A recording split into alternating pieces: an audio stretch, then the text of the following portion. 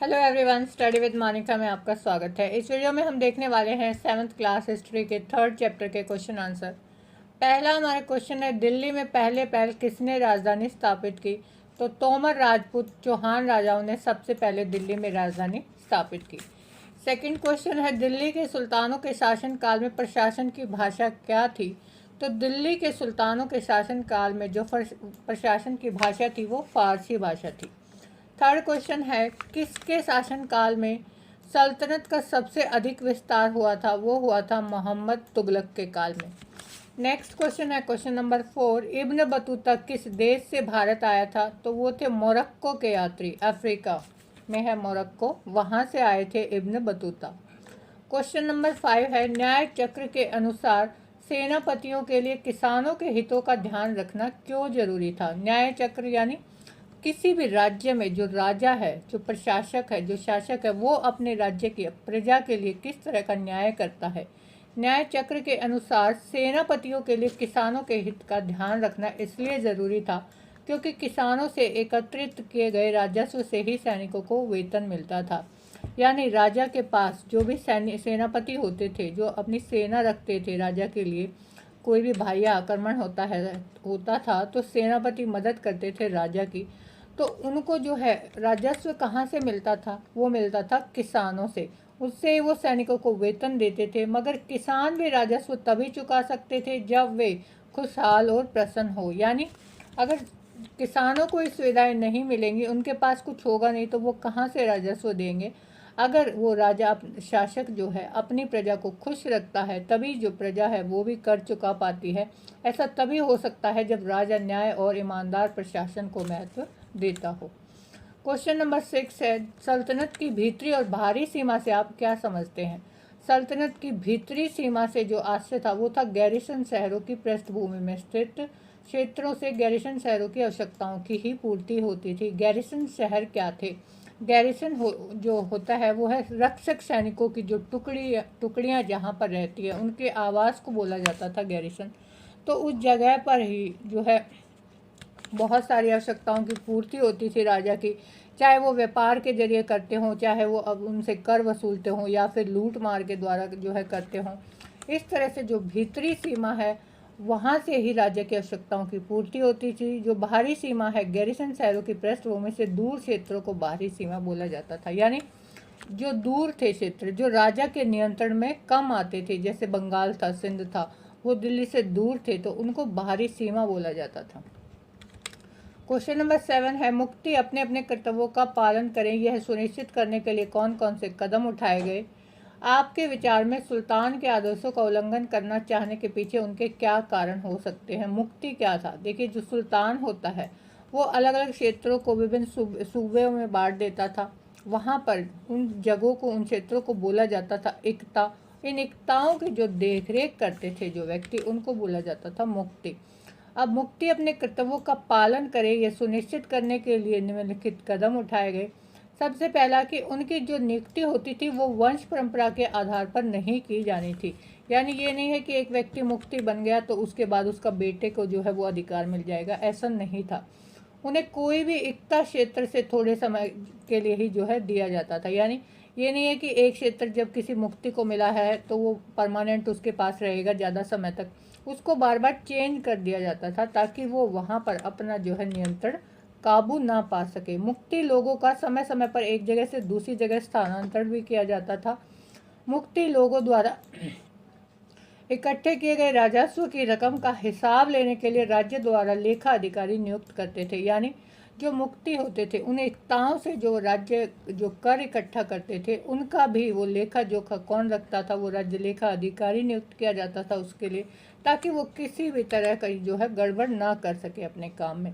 इस बात का भी ध्यान रखा जाता था कि मुक्ति राज्य द्वारा निर्धारित कर ही वसूल करेंगे और तय संख्या के अनुसार ही सैनिक अपने पास रखेंगे। यानी कुछ राजा के द्वारा ऐसे नियम बनाए जाते थे कि भाई जिस राज्य में जितना कर निर्धारित किया गया है, मुक्ति सिर्फ वही वहाँ से वसूलेगा और उस अपने पास उतने ही सैनिक रखेगा जितने वो रख सकता है, उसके लिए तय किए गए हैं। क्वेश्चन नंबर 8 है, दिल्ली सल्तनत पर मंगोल आक्रमण का क्या प्रभाव पड़ा? मंगोल चंगेज खान जो था उसने सबसे पहले ईरान पर आक्रमण किया था, उसके बाद उसने दिल्ली पर आक्रमण किया। तो दिल्ली सल्तनत पर मंगोल आक्रमण का प्रभाव कैसे पड़ा? मंगोलों के आक्रमण से मजबूर होकर अलाउद्दीन खिलजी और मोहम्मद तुगलक को एक विशाल सेना अपने पास रखनी पड़ी। यानी उनको डर रहता था कि जो मंगोल हैं वो बार बार आक्रमण करते थे, तो इसके लिए उन्हें अपने पास एक सेना रखनी पड़ी बड़ी संख्या में। अलाउद्दीन खिलजी ने सैनिकों को इक्ता के स्थान पर नगद वेतन देना शुरू कर दिया था। यानी जो इक्ता क्या था कि एक ऐसी भूमि जिससे वो कर वसूलते थे, उनको वेतन नहीं दिया जाता था। अब अलाउद्दीन खिलजी ने क्या किया, सैनिकों को इक्ता की जगह जो है नगद वेतन, जैसे हम मंथली सैलरी मिलती है जब कोई काम करते हैं, तो इस तरह से उन्हें वेतन देना शुरू किया। मोहम्मद बिन तुगलक ने दिल्ली के पुराने शहर में निवासियों को नई राजधानी दौलताबाद भेज दिया और उस इलाके में बड़ी सैनिक छावनी तैयार की। यानी जो मंगोल है वो बार बार दिल्ली पर आक्रमण करते थे, तो जो दिल्ली का पुराने शहर के निवासी थे उनको नई जगह पर शिफ्ट कर दिया दौलताबाद, और वहाँ पर जो पुराना शहर था वहाँ बड़ी सैनिक छावनी तैयार कर ली ताकि वो किसी भी आक्रमण के लिए तैयार हो सके। अलाउद्दीन खिलजी ने जनता पर और अधिक कर लगाए और मोहम्मद तुगलक ने तांबे के सिक्कों का चलन चलाया। इस तरह से वे लोग हमेशा तैयार रहते थे मंगोलों के आक्रमण से बचने के लिए। क्वेश्चन नंबर 9, क्या आपकी समझ में त्वारीख के लेखक आम जनता के जीवन के बारे में कोई जानकारी देते हैं? त्वारीख क्या था? उस समय जो इतिहास जो लेखक थे वो राजाओं के शासकों के बारे में लिखते थे। ये तारीख का ही बहुवचन है त्वारीख। तो उस समय पर शासक जो है शासकों की प्रशंसा में ये लोग लिखते थे, लेकिन ये आम जनता के बारे में ज़्यादा जानकारी नहीं देते। हमारी समझ में त्वारीख के लेखक आम जनता के जीवन के बारे में जानकारी नहीं देते, क्योंकि जो त्वारीख के लेखक थे वो कवि थे या दरबारी जैसे पढ़े लिखे व्यक्ति होते थे, जो घटनाओं का वर्णन भी करते थे और शासकों को प्रशासन संबंधी सलाह भी देते थे। वे न्याय संगत शासन के महत्व को बल देते थे। यानी उनका काम क्या था, वो दरबार में रहते थे, वो कवि भी थे, लेखक भी थे, पढ़े लिखे थे, तो उनको आम जनता से कोई लेना देना नहीं होता था। वो शासकों को ही सलाह देते थे, उनके बारे में ही लिखते थे। और त्वारीख के जो लेखक हैं वो नगरों में रहते थे, गांव में तो वे शायद ही कभी रहे हों, क्योंकि आम जनता तो गांव में रहती है, तो इसलिए आम जनता के बारे में हमें नहीं पता लगता त्वारीखों के लेखकों के द्वारा। वे अक्सर अपने इतिहास जो है वो सुल्तानों के लिए और उनसे ढेर सारे इनाम पाने के लिए उनकी तारीफ में लिखते थे। यानी वो इतना सब कुछ क्यों करते थे, वो चाहते थे कि शासक जो राजा है वो उनसे खुश रहे, उनको इनाम दे, इसलिए वो उनकी प्रशंसा में ही लिखते रहते थे। उनको आम लोगों से कोई लेना देना नहीं होता था। क्वेश्चन नंबर 10, दिल्ली सल्तनत के इतिहास में रजिया सुल्तान अपने ढंग की एक ही थी। क्या आपको लगता है कि आज महिला नेताओं को ज़्यादा आसानी से स्वीकार किया जाता है? देखिए, दिल्ली सल्तनत में जो है रजिया सुल्तान गद्दी पर बैठी थी 1236 में, लेकिन 4 साल बाद ही 1240 में उसको गद्दी से हटा दिया गया था।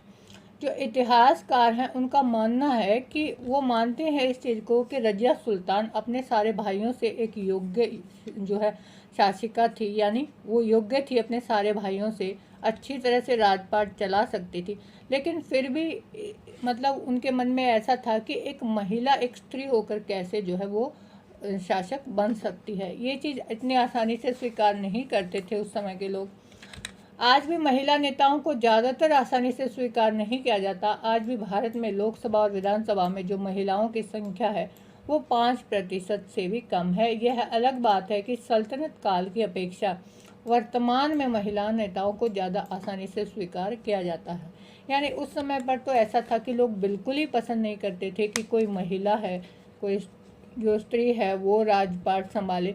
आजकल तो फिर भी हम कुछ हद तक देख सकते हैं कि जो महिलाएं हैं वो नेता बनती हैं। दिल्ली के सुल्तान जंगलों को क्यों कटवा देना चाहते थे? क्या आज वे जंगल उन्हीं कारणों से काटे जा रहे हैं?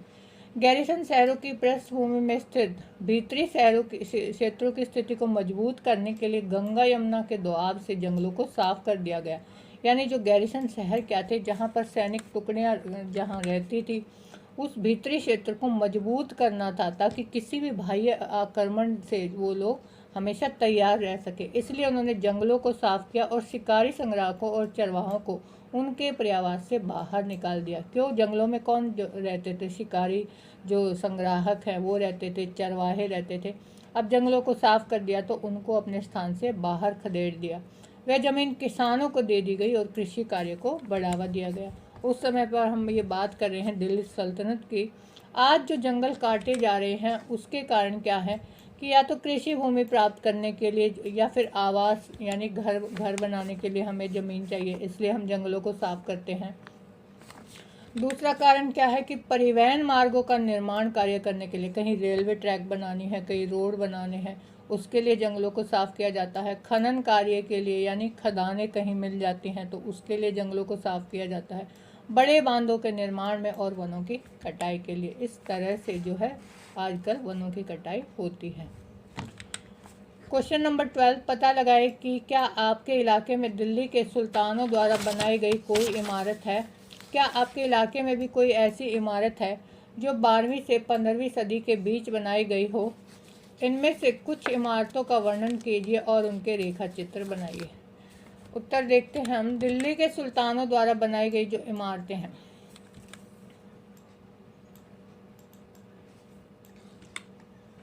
पहली है कुतुब मीनार। इसका निर्माण किसने करवाया था? इसका निर्माण करवाया था कुतुबुद्दीन ऐबक ने 1199 से 1208 इसका जो है निर्माण वर्ष है। दूसरी है हौज खास दिल्ली, वो बनवाई थी अलाउद्दीन खिलजी ने, ये बनवाई थी 1305 में। तुगलकाबाद का किला दिल्ली में, ये बनवाया था गयासुद्दीन तुगलक ने 1321 से 1325 ईस्वी में।